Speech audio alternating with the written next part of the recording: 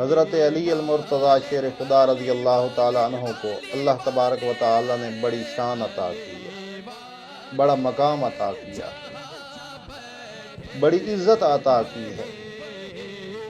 اور حضرت علی المرتضیٰ شیر خدا جب ان کی ولادت ہوتی ہے تو اللہ کے گھر میں ہوتی ہے، اور جب سب سے پہلی جو گود ملی ہے وہ نبیوں کے سردار کی گود ملی ہے، اور جو آنکھ کھولی تو سب سے پہلا دیدار کیا تو وہ چہرہ مصطفیٰ ہے۔ اور پھر اور عزت اللہ نے عطا کی کہ نبیوں کے سردار کا داماد بنا دیا، اور یہ بھی مقام حاصل ہے حضرت علی المرتضیٰ شیر خدا کو کہ بچوں میں سب سے پہلے اگر کلمہ پڑھا ہے تو وہ حضرت علی المرتضیٰ شیر خدا نے پڑھا ہے، ابھی 10 سال کی عمر تھی۔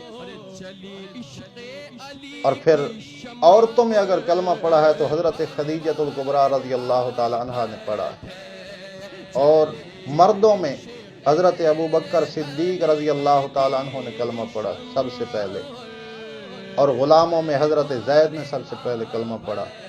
تو اگر ویسے دیکھیں، یہ تو علماء نے تقسیم کی ہے، ویسے جو ترتیب ہے سب سے پہلے جس نے کلمہ پڑھا ہے وہ حضرت خدیجہ الکبریٰ رضی اللہ تعالی عنہا ہیں، اور ان کے بعد اگر جس نے کلمہ پڑھا ہے تو وہ حضرت علی المرتضیٰ شیر خدا ہے۔ اللہ تبارک و تعالی نے حضرت علی کو مقام عطا کیا اور بے پناہ عزت عطا کی ہے۔ حضور صلی اللہ علیہ وآلہ وسلم فرماتے ہیں کہ هل تعلمون انی اولی بالمؤمنین من انفسہم کہ لوگو کیا تم جانتے ہو کہ میں سب مومنوں کی جانوں کے قریب ہوں، سب مومنوں کی جانوں کا ولی ہوں؟ تو سب نے کہا بلا یا رسول اللہ۔ پھر فرمایا حل تشہدون انی اولی بالمؤمنین من انفسہم، کیا تم گواہی دیتے ہو، کیا تم شہادت دیتے ہو کہ میں سب مومنوں کی جانوں کے قریب ہوں؟ تو سب نے اقرار کیا۔ جب اقرار ہو چکا تو حضور صلی اللہ علیہ وآلہ وسلم نے حضرت علی المرتضیٰ شیر خدا کا بازو پکڑا اور کھڑا کیا اور فرمایا ان اللہ مولایا وانا مولا کل مؤمن، کہ میرا خدا مولا ہے اور میں ہر مومن کا مولا ہوں، یعنی میرا خدا ولی ہے اور میں ہر مومن کا ولی ہوں۔ اور پھر فرمایا من کنت مولا ہو فہذا علی مولا، کہ جس کا میں مولا اس کا علی مولا، جس کا علی ولی نہیں اس کا نبی ولی نہیں۔ اور پھر ہاتھ اٹھائے اور فرمایا اللہم والی من والا، کہ یا اللہ تو اس کا ولی بن جو علی کو ولی مانے، تو اسے دوست رکھ جو علی کو دوست رکھے۔ اور پھر فرمایا اللہم انصر من نصر، یا اللہ تو اس کی مدد کر جو علی کی مدد کرے، یا اللہ جو علی کی عزت نہ کرے تو اسے ذلیل کر۔ تو ذلیل کون ہوا؟ جس نے ولایت علی کا انکار کیا وہ ذلیل و خوار ہوا۔ تو اللہ نے حضرت علی کو کیا شان عطا کی؟ یعنی جس نے ولایت علی کا انکار کر دیا وہ ذلیل ہوا اور خدا کا دشمن بن گیا۔ اور پھر حضور صلی اللہ علیہ وسلم فرماتے ہیں کہ النظر الی وجہ علی عبادہ، کہ علی کو دیکھنا عبادت ہے، علی کا چہرہ دیکھنا عبادت ہے۔ اور پھر ایک مرتبہ مسجد نبوی میں صحابہ کرام بیٹھے ہیں، کوئی نوافل ادا کر رہا ہے، کوئی نماز ادا کر رہا ہے، کوئی قرآن کی تلاوت کر رہا ہے، کوئی تسبیح کر رہا ہے۔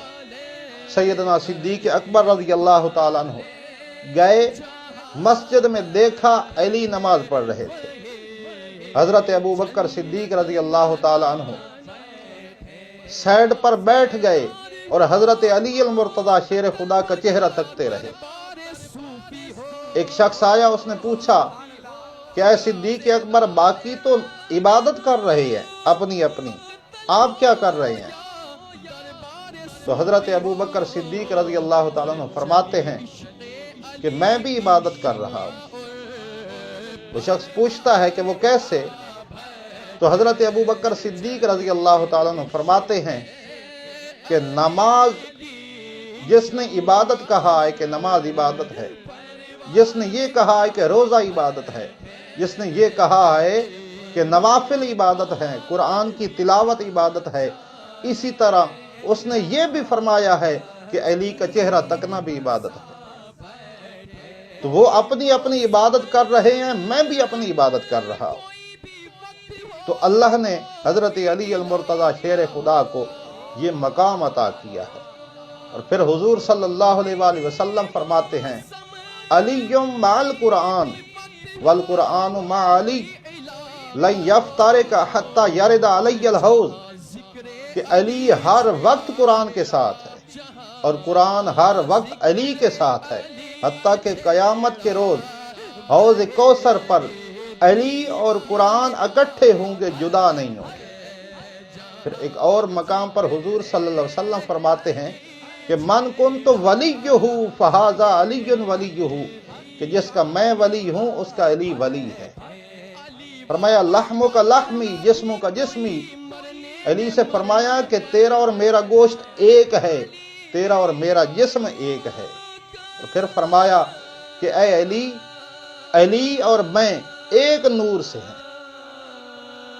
تو اللہ تبارک و تعالی نے حضرت علی المرتضی شیر خدا کو وہ مقام عطا کیا، وہ رتبہ عطا کیا، وہ شان عطا کی، وہ عزت عطا کی کہ اللہ بھی علی سے پیار کرتا ہے، صحابہ بھی علی سے پیار کرتے ہیں، نبی بھی علی سے پیار کرتے ہیں، اور جتنے غوث قطب ابدال ہیں، جتنے ولی ہیں، وہ سب علی کے در کے منگتے ہیں۔